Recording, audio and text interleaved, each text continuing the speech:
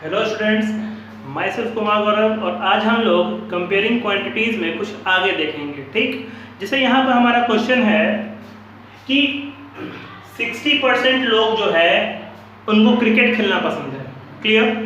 30% लोगों को फुटबॉल खेलना पसंद है और बाकी जितने बचे उनको कोई दूसरा गेम खेलना पसंद है, क्लियर।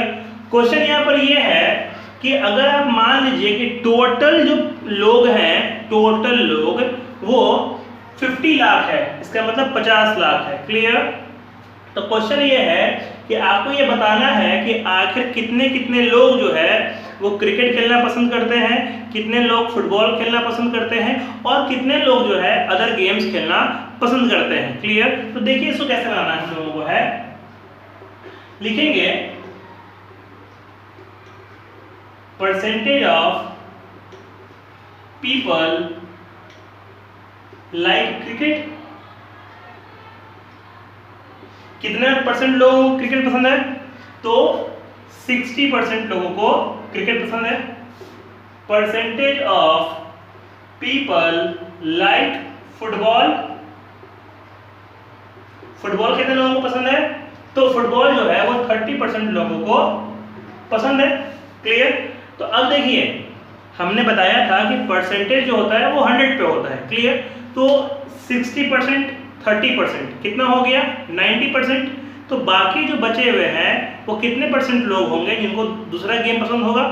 तो लिखेंगे percentage of people like other games, other games, clear. तो कितना हो जाएगा? 100 में से 60 और 30 को ऐड कर दीजिए तो कितना हो गया? 90। इसका मतलब 100 में से 90 माइनस कर दिया जाए तो 10% लोग ऐसे होंगे जो कि दूसरा गेम खेलना पसंद करेंगे, क्लियर स्टूडेंट्स। अब देखिए यहाँ पर टोटल नंबर ऑफ पीपल है कितना? टोटल नंबर ऑफ पीपल कितना है? 50 लाख, क्लियर। तो आप इसको लाख में लिख लो, है ना स्टूडेंट्स। कितना हो जाएगा? देखिए ये हो गया 50 लाख, क्लियर, समझ में आया। अब देखिए number of people like cricket, कितने लोगों को क्रिकेट खेलना पसंद है? तो इस 50 लाख का 60% लोगों को क्रिकेट खेलना पसंद है, क्लियर। तो करेंगे क्या कि 60% ऑफ 50 लाख, क्लियर। इसका मतलब 60/100 और ऑफ का मतलब मल्टीप्लाई, 50 लाख मतलब 50 लाख, क्लियर स्टूडेंट्स, समझ में आ रहा है। उसके बाद कितना हो जाएगा? 6/30।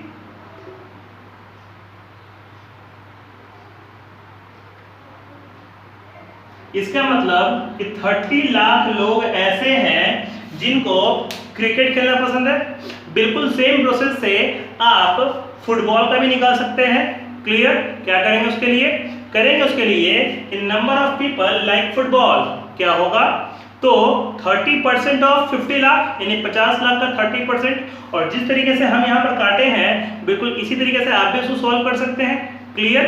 तो ये दोनों भी सॉल्व हो जाएगा आपका 30% के लिए भी और 10% के लिए भी, क्लियर स्टूडेंट्स। इसको नोट किया जाए। अब देखिए स्टूडेंट्स, अब हम लोग कुछ फॉर्मूला यहाँ देखेंगे, क्लियर। और उस फॉर्मूले का यूज किस तरीके से करना है उस चीज को हम लोग नेक्स्ट वीडियो में देखेंगे, क्लियर। पहले हम लोग ये देखते हैं कि क्या क्या फॉर्मूला हम लोग को इंपॉर्टेंट है जो कि कंपेयरिंग क्वांटिटीज के प्रॉब्लम्स को सॉल्व करने में यूज होगा, क्लियर स्टूडेंट्स। तो देखिए पहला फॉर्मूला तो आपका ये हो गया percentage change, percentage change, clear. तो परसेंटेज चेंज निकालने के लिए आपको फॉर्मूला क्या अप्लाई करना होगा? Change in amount, change in amount by original amount into 100। Percentage change क्या होता है? तो परसेंटेज चेंज का मतलब ये है कि आपसे कभी क्वेश्चन कर दिया जाएगा कि कोई ऑब्जेक्ट है, ठीक, उस ऑब्जेक्ट का दाम पहले इतना था और फिर बाद में इतना हो गया, कुछ कोई भी दाम है, मतलब पहले कोई दाम था, कोई रेट था पहले उस ऑब्जेक्ट का, और उस ऑब्जेक्ट का रेट बढ़ के कुछ हो गया। फॉर एग्जाम्पल हम मान लीजिए कि किसी ऑब्जेक्ट का दाम 500 रुपये था, वो बढ़ के 550 रुपया हो गया, तो आखिर कितना परसेंट चेंज किया। तो इसको फाइंड करने के लिए पहले हम पता करेंगे कि आखिर उसमें चेंज कितना हुआ। तो 50 रुपीज़ का चेंज हुआ, क्लियर, तो वो ऊपर लिखाएगा 50 रुपीज़, और जो ओरिजिनल अमाउंट था, मतलब जो पहले का आपका ओरिजिनल अमाउंट था, वो नीचे लिखाएगा, और फिर उसको 100 से मल्टीप्लाई कर दीजिएगा, तो आपका ये निकल जाएगा कि कितना चेंज हुआ। क्लियर स्टूडेंट्स, समझ में आ रहा है ये। अब आगे देखिएगा, अब हम लोगों को समझना है कुछ बात कि डिस्काउंट क्या होता है। डिस्काउंट, देखिए डिस्काउंट कैसे फाइंड करते हैं। तो डिस्काउंट फाइंड करने के लिए फॉर्मूला होता है marked price minus sale price. अब समझिएगा कि मार्क्ड प्राइस क्या होता है, सेल प्राइस क्या होता है, और डिस्काउंट क्या होता है। जैसे मान लीजिए कि आप किसी शॉप में गए, क्लियर, उस शॉप में आपने एक जीन्स देखा, उस जीन्स पर कोई दाम लिखा हुआ होता है, मान लीजिए कि उस जीन्स पर दाम लिखा हुआ है 2000 रुपया, क्लियर, लेकिन जब आप उसको खरीदे तो उस पर आपको कुछ अमाउंट कम कर दिया गया। मान लीजिए कि वो जीन्स था 2000 रुपये का और आपको दिया गया 1800 में, क्लियर, यानी आपको मिला 1800 में, क्लियर, तो कुछ रेट कम हुआ, क्लियर, तो जो रेट कम हुआ उसको बोलते हैं डिस्काउंट।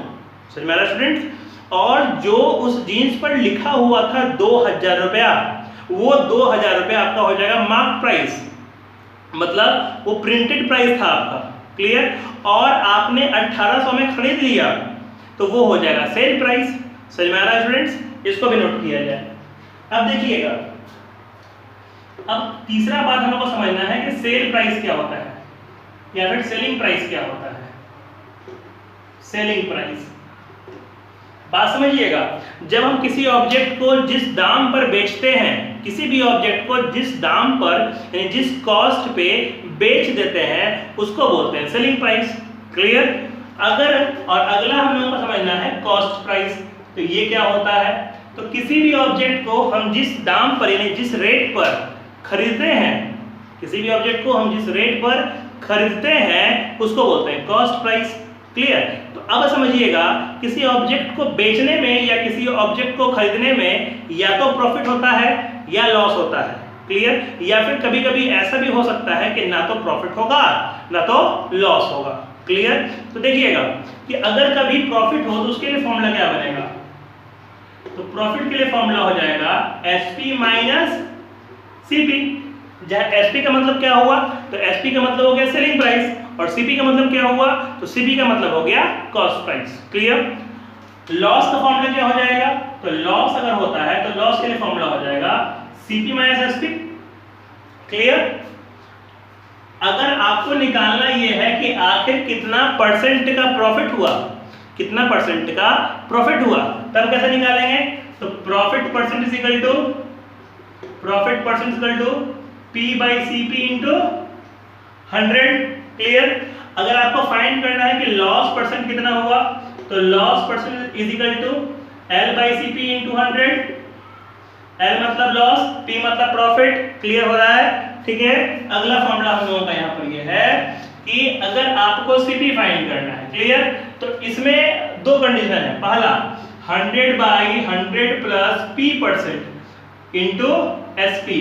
इसका मतलब ये हुआ, जब आपको सेलिंग प्राइस दिया हुआ है, प्रॉफिट परसेंट दिया हुआ है, और तब आपको ये बोलेगा कि आपको सीपी फाइंड करना है, तब आप ये फॉर्मूला लगाएंगे, क्लियर।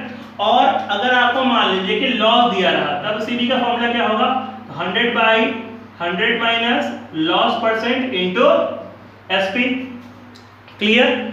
अगर आपको मान लीजिए कि एसपी फाइंड करना है, क्लियर, तब क्या होगा 100 plus P percent by 100 into CP, clear.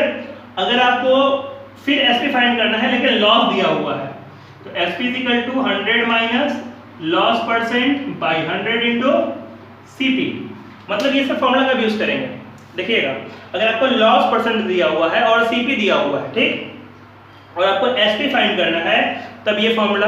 आपको प्रॉफिट परसेंट दिया हुआ है और सीपी दिया हुआ है, तब आपको एसपी फाइंड करना है, तो ये फॉर्मूला, क्लियर हो रहा है। इस तरीके से ये इतने सारे फॉर्मूले का यूज़ हम लोग नेक्स्ट क्लास में करेंगे। Clear students?